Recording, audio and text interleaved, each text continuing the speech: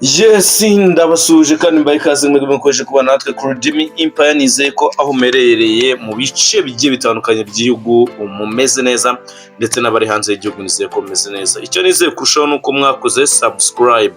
Nizeye ko mwakoze subscribe kugira ngo mu by'ukuri ibyo tubagezaho, amakuru agiye atandukanye tubagezaho ajye abageraho umunsi ku wundi. Ni inkuru mu by'ukuri ibabaje ku ruhande rumwe, nanone ishimishije mu rundi ruhande, kuko wenda agiye kubazwa mu by'ukuri ibyo yangirije.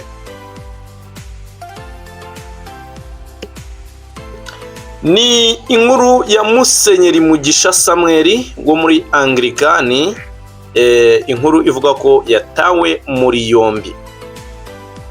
Urwego rw'igihugu rw'ubugenzacyaha RIB rwataye muri yombi Musenyeri Mugisha Mugiraneza Samuel weguye ku buyobozi bwa diyoseze ya Shyira mu itorero rya Anglikani mu Rwanda. Akurikiranyweho ibyaha byo kunyereza no gukoresha umutungo wa diyoseze mu nyungu ze bwite mu gihe yari akiri ku buyobozi.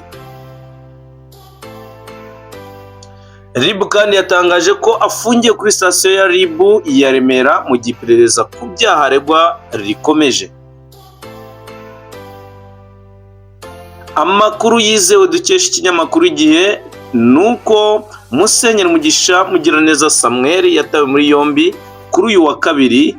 Ibibazo Musenyeri Mugisha Mugiraneza Samuel akurikiranyweho byatangiye kuvugwa mu ntangiriro ya 2024, ubwo bamwe mu bapasiteri bo muri AR cyangwa se Église Anglicane du Rwanda diyoseze ya Shyira bari bamenyereye imikorere y'iyi diyoseze bahindurirwaga imirimo n'inshingano, bigafatwa nko kwikiza abashakaga kubangamira imigambi ye.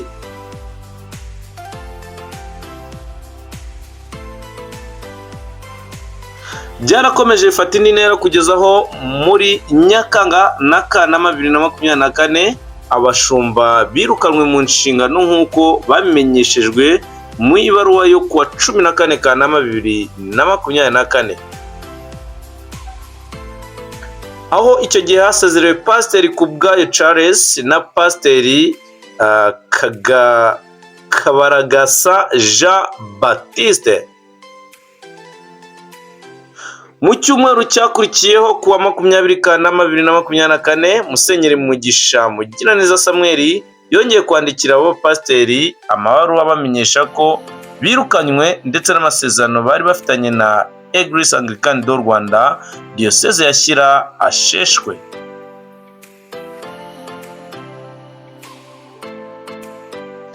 Ubwo ibyo byose byakorwaga muri icyo gihe, abo bapasiteri nako nabo berekanaga ko bari gukorerwa akarengane mu nyandiko bagiye bandikira urwego rukuru rw'itorero rwa Église Anglicane du Rwanda, ndetse berekana ko uko kutumvikana kwabo bituruka ku miyoborere mibi,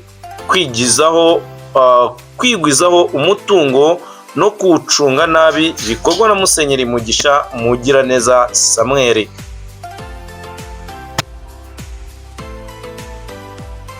Mu byo bagaragaje ndetse bigashyirwa hanze birimo isoko ryo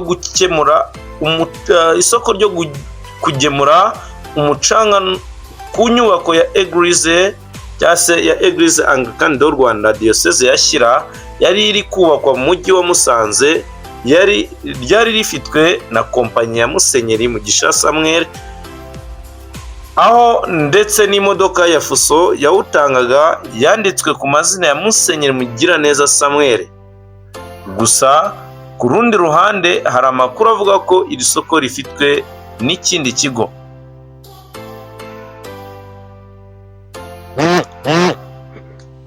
Amakuru kandi isoko ryo kugemura amagi ibigo byose by'amashuri y'incuke ya Église Anglicane du Rwanda diyoseze ya Shyira ryari ryarahawe umugore wa Musenyeri Mugisha Mugiraneza Samuel, ndetse ayo magi yose yakurwaga mu bwororero bw'inkoko za Musenyeri Mugisha Samuel nk'uko abapasiteri birukanwe babivuga. Ibi byiyongeraho imirima y'itorero rya Église Anglicane du Rwanda diyoseze ya Shyira iri muri Nyamutera, muri Nyabihu no muri Kamonyi, muri Musanze n'ahandi hagiye hatandukanye.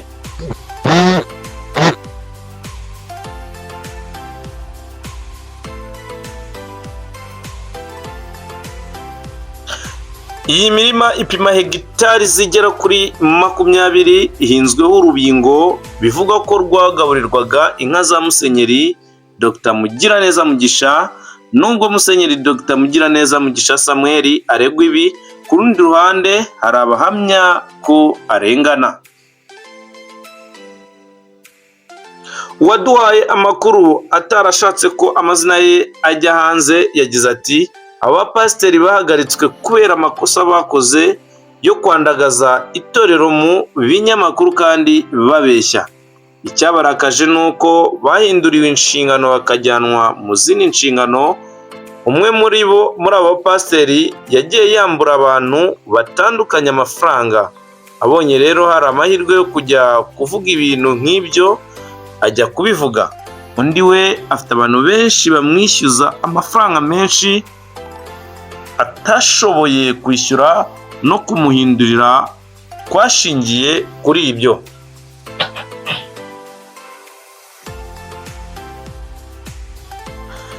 Ibintu bagiye kumurega ngo yatanze amasoko, twebwe ni ko dukora. Umukristo uri hafi yacu niwe duha isoko. Ibyo by'imicanga bavuga ntabwo ari we wafashe isoko, iryo soko kuko habayeho gupigana. Ibyo bindi by'imicungire mibi, dufite abacungamutungo, nta bihombo dufite, ntacyo bamureze, ndetse nta bindi bibazo ibyo ari byo byose diyoseze yacu ifite. Nyuma yo kubona ibibazo byose bikomeje gukurura umwuka mubi, ubuyobozi bukuru bwa Eglise Anglicane du Rwanda bwandikiye Musenyeri Dr Mugiraneza Mugisha Samuel bumusaba gukemura ibyo bibazo, ndetse nyuma bumuhagarika by'agateganyo ku mirimo yo kuba umushumba diyoseze ya Shyira, ariko bivugwa ko yatsembye yanga kurekura iyo nkoni.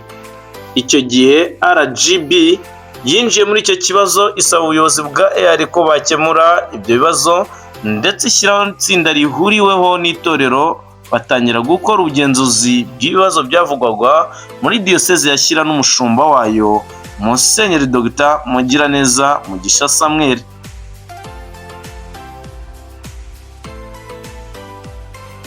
Mu minsi mike ishize nibwo ikinyamakuru Igihe cyaganiraga na Musenyeri Dr Mugiraneza Samuel ku kibazo yavugwagaho muri iyo diyoseze ndetse nawe ubwe bijyanye n'imiyoborere ndetse n'imicungire n'imikoreshereze mibi y'imitungo. Nawe adusubiza agira ati ni amakimbirane kuba pasiteri babiri bahise bajya mu itangazamakuru mu buryo butari ubunyamwuga, ariko dusabwa n'inzego y'uko itorero ribikemura bikanyura mu buryo bukwiye. RGB itugira inama twifashisha ubuyobozi bukuru bwacu kandi buri kudufasha kugira ngo dusubire mu nzego nkemurampaka, ngenzacyaha n'igenzura rikorerwe, tubone gutanga raporo. Dr Mugisha Samuel yakomeje agira ati ntabwo dushobora guhamagaza itangazamakuru tudafite igisubizo cya nyuma. Byagaragara nk'aho turi kuvuga ibintu bidafite aho bivuye n'aho bigeze, ariko mubaye mwumva mutanyuzwe n'icyo mbasubije, dufite urwego rukuru rwacu nirwo rukemura ibintu nk'ibyo. Iyo byaje tugakora inama nk'abasenyeri, hari abasuye diyoseze ya Shyira, hari raporo ya mbere yakozwe, hari n'iya kabiri izakorwa mu gihe gito, tube dufite ikintu dushobora gutangariza itangazamakuru.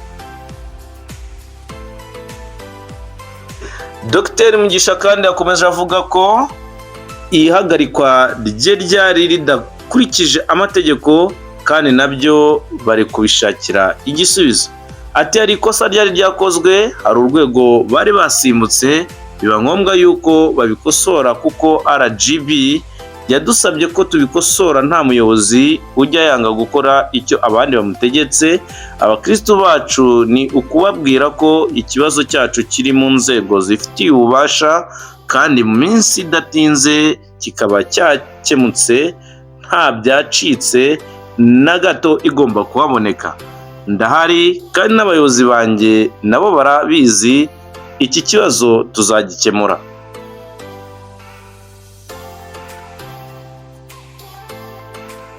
Musenyeri Dr Mugiraneza Mugisha Samuel kandi yari yaragaritswe ku mirimo ye bikozwe n'umuyobozi mukuru w'itorero ry'Abangilikani mu Rwanda, Musenyeri Dr Laurent Mbanda, ndetse amusimbuza Livela Augustin Ahimana by'agateganyo mu gihe hari hagitegerejwe ibya burundu nyuma y'ubugenzuzi bukiri gukorwa.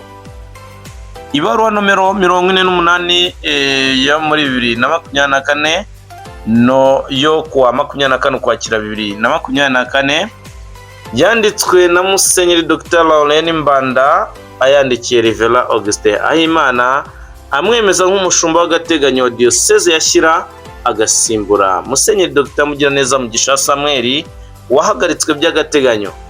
Iyo baruwa igira iti: impamvu n'iyi baruwa ni ukugushyira mu mirimo nk'umushumba w'agateganyo wa Diyoseze ya Shyira biturutse ku bimenyetso by'ubugenzuzi buyobowe na RGB muri Diyoseze no guhagarikwa by'agateganyo ku mirimo kwa Livela Dr Mugiraneza Mugisha Samuel. Ikomeza igira iti: nk'uko biteganywa n'itegeko ya nomero 2 yo kuwa 12 rigenga AR, uku guhagarikwa kuzarangirana n'isozwa ry'ubugenzuzi buri gukorwa. Turizeza ko Imana izagufasha gukora neza izi nshingano. Ndakwizeza amasengesho n'ayabo muhuje inshingano muri uyu murimo. Ikomeza igira ati iyi baruwa yamenyeshejwe urwego rw'igihugu rw'imiyoborere RGB cyangwa se Rwanda Government Board, abasenyeri bose ba Eglise Anglicane du Rwanda, umunyamabanga nshingwabikorwa wa Eglise Anglicane du Rwanda na komite nyobozi ya Eglise Anglicane du Rwanda Diyoseze ya Shyira. Nyuma y'uko guhagarikwa by'agateganyo, amakuru avuga ko Musenyeri Mugiraneza nawe yanditse yegura byeruye kuri uwo mwanya. Diyoseze ya Shyira imaze iminsi yumvikana mu bibazo by'imiyoborere, imicungire n'imikoreshereze y'imitungo, aribyo byahagurukije iri torero na RGB kugira ngo bishakirwe ibisubizo.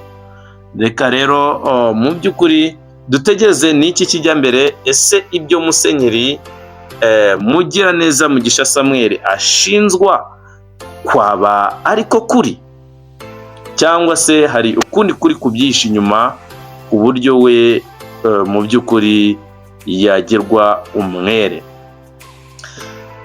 Mu by'ukuri rero ni ikibazo navuga ko gikomeye, ni ikibazo mu by'ukuri giteye inkeke, navuga ko giteye ikibazo kitoroheje mu by'ukuri. Iyo mu itorero hagezemo ikintu cyitwa uburiganya, noneho n'abayobozi n'abashumba bakomeye, mu by'ukuri turibaza ese noneho abo bayobora bo bazabyitwaramo bate? Ariko reka twe dukurikiza rya jambo ngo mwumve ibyo mvuga nimurebe ibyo nkora, hanyuma mu by'ukuri twubahe kandi dushyire mu bikorwa ijambo ry'Imana. Reka nshimire mwebwe mwese twabanye, nizeye ko mu by'ukuri mwanyuzwe n'amakuru twabagejejeho. Imana ikomeze ibarinde kandi bamugisha. Ciao ciao, ndabakunda cyane. Icyo ngusaba ni ukora subscribe kugira amakuru agiye atandukanye tujye tuyabagezaho umunsi ku wundi.